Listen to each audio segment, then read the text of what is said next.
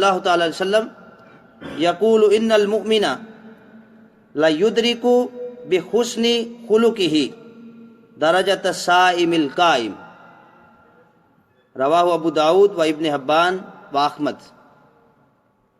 حضرت عائشہ صدیقہ رضی اللہ تعالی عنہا آپ بیان فرماتی ہیں کہ میں نے حضور نبی اکرم صلی اللہ تعالی وسلم کو فرماتے ہوئے سنا، یقیناً مومن حسن اخلاق کے ذریعے دن کو روزہ رکھنے والے اور راتوں کو قیام کرنے والوں کا درجہ حاصل کر لیتا ہے۔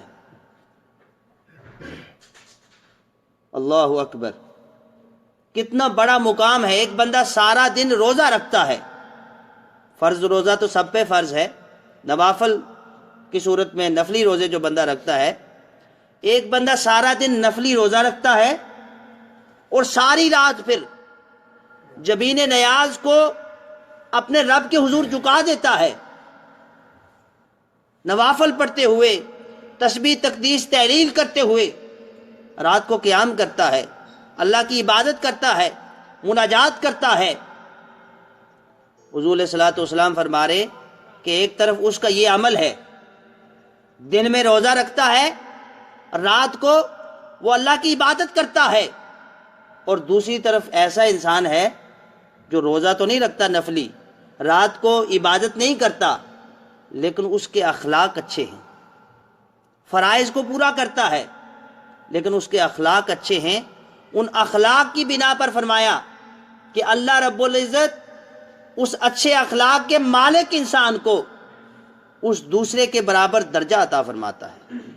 جتنا ثواب دن میں روزہ رکھنے سے اور رات کو اللہ کی بارگاہ میں جبین نیاز کو جھکانے سے جو اس کو درجہ ملتا ہے، وہی درجہ اور وہی مرتبہ اللہ اچھے اخلاق والے انسان کو عطا کرتا ہے۔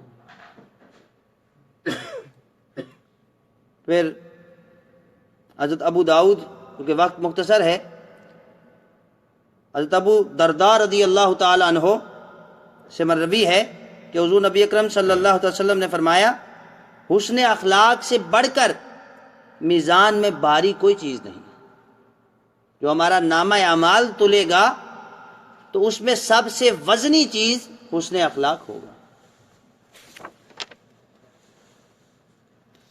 حضرت عبداللہ بن مسعود رضی اللہ تعالی عنہ آپ روایت کرتے ہیں کہ حضور نبی اکرم صلی اللہ علیہ وسلم نے فرمایا، بے شک اس شخص پر آگ حرام کر دی گئی ہے جو نرم خو، خوش اخلاق اور نیک مجالس میں لوگوں کے قریب ہے۔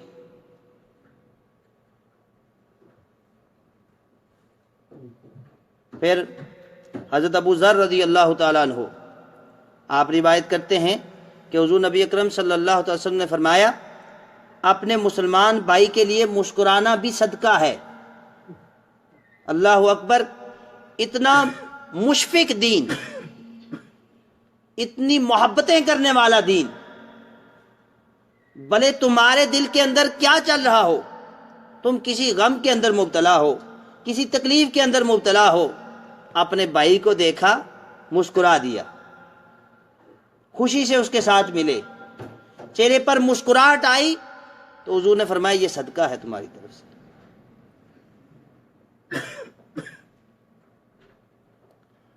حضرت عائشہ صدیقہ رضی اللہ تعالی عنہا آپ بیان کرتی ہیں کہ حضور نبی اکرم صلی اللہ علیہ وسلم نے فرمایا، یقیناً اللہ تعالیٰ ہر ایک معاملہ میں نرمی برتنے کو پسند کرتا ہے۔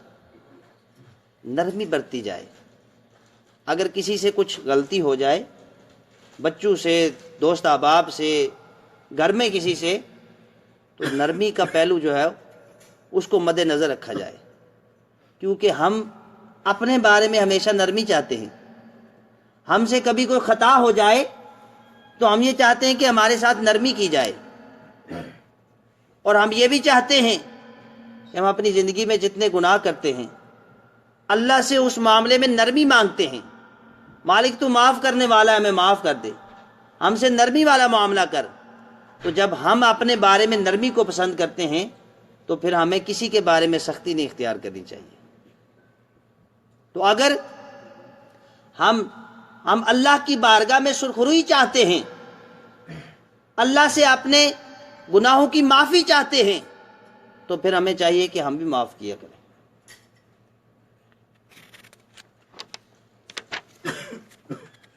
حضرت عائشہ صدیقہ رضی اللہ تعالی عنہ آپ بیان کرتی ہیں کہ حضور نبی اکرم صلی اللہ تعالی وسلم نے ارشاد فرمایا، اے عائشہ، اللہ تعالیٰ نرمی سے سلوک کرنے والا ہے اور ہر ایک معاملہ میں نرمی کو پسند کرتا ہے۔ اور ایک روایت میں فرمایا کہ اللہ تعالیٰ نرمی کرنے والا ہے اور نرمی کو پسند کرتا ہے، اور نرمی پر اتنا عطا فرماتا ہے کہ اتنا سختی پر بھی عطا نہیں کرتا۔ حضرت جریر رضی اللہ تعالیٰ عنہ سے روایت ہے کہ حضور نبی اکرم صلی اللہ علیہ وسلم نے ارشاد فرمایا، جو نرمی سے محروم ہوا وہ خیر سے محروم ہو گیا۔ اب اخلاق اگر ہم نے کسی کو فالو کرنا ہے، وَإِنَّكَ لَعَلَىٰ خُلُقٍ عَظِيمٍ، اور بے شک ہم نے آپ کو خلق عظیم بنا کر بھیجا، اچھا اخلاق کا نمونہ بنا کر بھیجا حضور علیہ الصلوۃ والسلام کی صورت میں۔ اور حضور کے اخلاق کون سے اخلاق ہیں؟ حضور کے اخلاق خدائی اخلاق ہیں۔ اور خدا کے اخلاق کیا ہیں؟ اگر کوئی انسان بہترین اخلاق کا مجموعہ بننا چاہتا ہے وہ حضور کے اخلاق کو اپنائے۔ حضور کے اخلاق خدائی اخلاق ہیں، اللہ کے اخلاق ہیں، اور اللہ کے اخلاق اگر کسی نے دیکھنے ہوں تو اللہ کے صفاتی ناموں کو اسٹڈی کریں۔ اللہ کے صفاتی نام میں اس کے سارے اخلاق بیان ہوئے ہیں۔ وہ رحمان ہے، رحیم ہے، وہ کریم ہے، یہ سارے نام اسی کے ہیں۔ اور پھر اگر تفصیل کے طور پر اگر کسی نے ان کو اپنانا ہے، پڑھنا ہے، تو حضور کے اخلاق کو دیکھ لیں۔ سیدہ عائشہ صدیقہ رضی اللہ تعالی عنہ آپ سے صحابہ نے پوچھا کہ اماں جان آپ بتائیں کہ حضور علیہ السلام کے حضور کے اخلاق قرآنی اخلاق تھے، اگر تم حضور کے اخلاق کو دیکھنا چاہتے ہو تو قرآن کو اسٹڈی کرو۔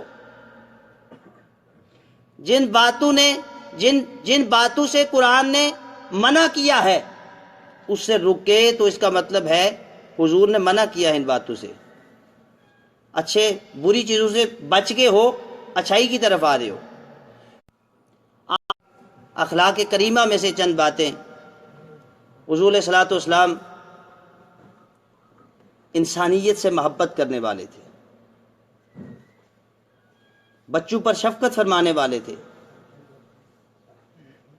عورتوں کا احترام کرنے والے تھے، بوڑھوں کے ساتھ محبت کرنے والے تھے۔ یعنی حضور علیہ الصلوۃ والسلام کے اخلاق کریمہ کو اگر دیکھا جائے تو آپ کی ذات مبارکہ کیا ایک ایک عمل ہمارے لیے فلاح اور نجات کا باعث بنتا ہے۔ وقت چونکہ ہو چکا ہے، اسی موضوع کو انشاءاللہ اگلے جمعہ میں جاری رکھیں گے اور ہم دیکھیں گے کہ حضور علیہ الصلوۃ والسلام کی ذات مقدسہ میں کون کون سے اخلاق کریمہ موجود تھے اور جن کو سیکھ کر ہم اپنی زندگیوں کے اندر انقلاب برپا کر سکتے ہیں۔ اور آخری بات یہ کہ اخلاق سے مراد فقط یہ نہیں ہے، ہمارے عرف عام میں اخلاق سے مراد فقط زبان کا اخلاق لیا جاتا ہے، یعنی کوئی کسی سے بڑے اچھے طریقے سے مل رہا ہو، میٹھے سے جو طریقے سے اس کی آواز میں بڑی شیرینی ہو، جھک کے ملتا ہو، تو ہم کہتے ہیں اس کا اخلاق بڑا اچھا ہے۔ تو اخلاق کا تعلق فقط ملنے سے یا زبان سے نہیں ہے، بلکہ اخلاق ہمارے سارے اعمال جو ہمارے نفس سے سرزد ہوتے ہیں، اخلاق کا دائرہ کار وہاں تک ہے۔ اگر ہم اس کو اچھے طریقے سے مل رہے ہیں، پیٹھ پیچھے جا کے ہم اس کو 10 گالیاں دے دیں، یہ اخلاق نہیں ہے، یہ تو منافقت ہے۔ انشاءاللہ ہم اس کو نیکسٹ اسٹڈی کریں گے۔ اللہ رب العزت کی بارگاہ میں التجا ہے کہ حضور تاجدار کائنات صلی اللہ علیہ وسلم کے نالے پاک کے صدق سے ہمیں اچھے اخلاق اپنانے کی توفیق عطا فرمائے۔ وما علینا الا البلاغ۔